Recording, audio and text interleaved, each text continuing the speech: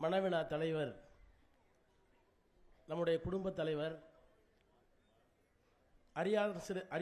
அரியாசனத்தில் இருந்தாலும் இல்லாவிட்டாலும் தமிழர்களின் இதய சிம்மாசனத்தில் எப்போதும் அமர்ந்து ஆட்சி நடத்தி கொண்டிருக்கின்ற அன்பு தலைவர் அவர்களே,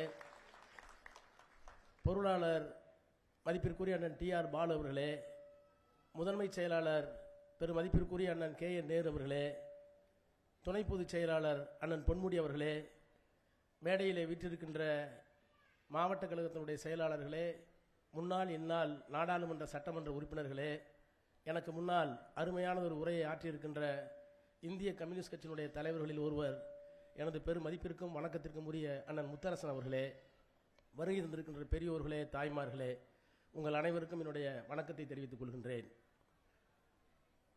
நம்முடைய மதிவானவர்கள் இல்லத்திலே நடைபெறுகிற திருமணம், அண்ணன் முத்தரசன் அவர்கள் என்ன சொன்னார்களோ அத்தனை பொருளடக்கத்தையும் நான் வழிமொழிகிறேன்.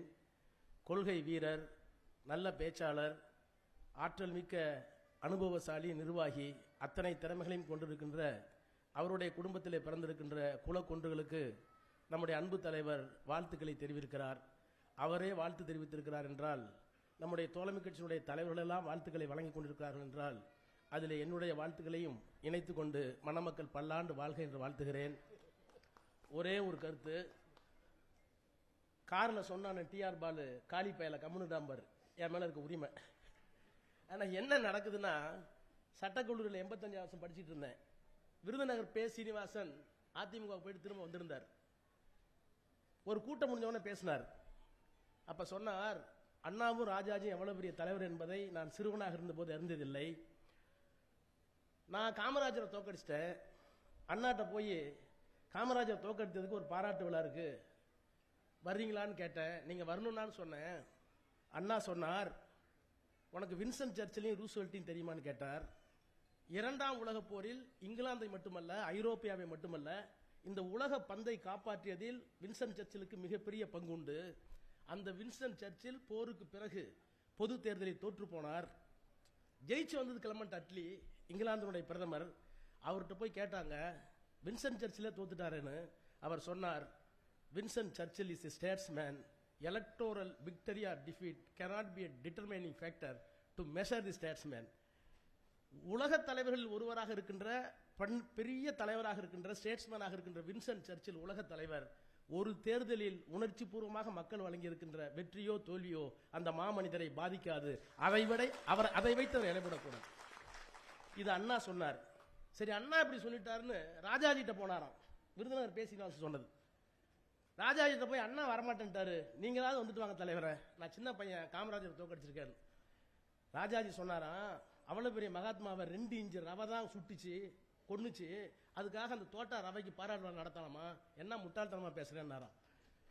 அண்ணாவும் ராஜாஜியும் இருந்த சட்டமன்றத்தில் நாதாரி தலைவர்கள் எல்லாம் இன்றைக்கு முதலமைச்சராக என்ன இந்த தலைவனை ஒரு தேர்தலை வச்சு எடை போடுவீங்களா? இந்த தலைவனை ஒரு தேர்தல் வச்சு எடை போடுவீங்களா? நான் என்ன கேட்கிறேன், இந்த அண்ணன் முத்தரசன் மன்னிச்சிங்க, உங்க பேர்ல தனிப்பட்ட முறையில் பெரிய மரியாதை உண்டு. எனக்கு ஒரு லாஜிக் புரியல. ஒரு கம்யூனிஸ்ட் கட்சியினுடைய தலைவர், இந்த கம்யூனிஸ்ட் கட்சி இன்னொரு கட்சி தலைவர் சொல்றாரு, திமுக கூட்டணியே இல்லை, திமுக கூட்டணி இல்லை, நீங்க இல்லைன்னு சொல்றதுக்கு உரிமை இருக்கு. கூட்டணியே இல்லைன்னு சொல்றதுக்கு நீங்க என்ன கூட்டணி? உங்களுக்கு என்ன அதிகாரம் இருக்கு? எதுக்கு இந்த அதிக பிரசங்கனம்? எங்க கூட்டணியில என்ன இருக்கு? 60 இயக்கங்கள் இருக்கு. ஆதரவு கொடுத்த இயக்கங்களே எக்கச்சக்கமா இருக்கு. தினமும் வந்து தலைவரை பார்த்துட்டு போறாங்க. நேற்றைக்கு சென்னையில இருந்து வந்தோம். மீண்டு வருவோம் தலைவா. இது கட்சிக்காரங்க. தாய்மார்கள் வர்றாங்க, தலைவா நாங்கள் இருக்கிறோம், உங்களை கோட்டையில் விட்டு இருப்பது எங்களுடைய வேலை. இன்னொருத்தர் வந்து தமிழ்நாட்டு மக்களுக்கு என்ன ஆயிற்று, வெக்கமா இருக்கு. இன்னொரு தாய் வந்து சொல்லுது, கக்கத்துல ஒரு குழந்தை, உடம்பை பார்த்துக் கொள்ளுங்கள் தலைவா, தமிழ்நாடு உங்களை நம்பி இருக்கிறது. இத்தனையும் கார்ல கேட்டு வரோம். இவ்வளவு பெரிய எழுச்சி இருக்கு. நான் பேசினா பாலு திட்டுவாரு, அதிகபட்சம் மன்னிச்சிருங்க. நான் கேட்கிறேன், தயவு பண்ணி சொல்றேன், இன்னொரு பொதுக்குழு யாராவது ஒருத்தர் போடுறாராம், நாங்கள் கூட்டணி இருக்கிறோமா இல்லையா என்பதை. அப்படியே ஜனத்திரள் சமுதாயத்து பெரிய அப்படியே போனா அப்படியே 1 லட்சம் பேர் கூடுறாங்களாம்.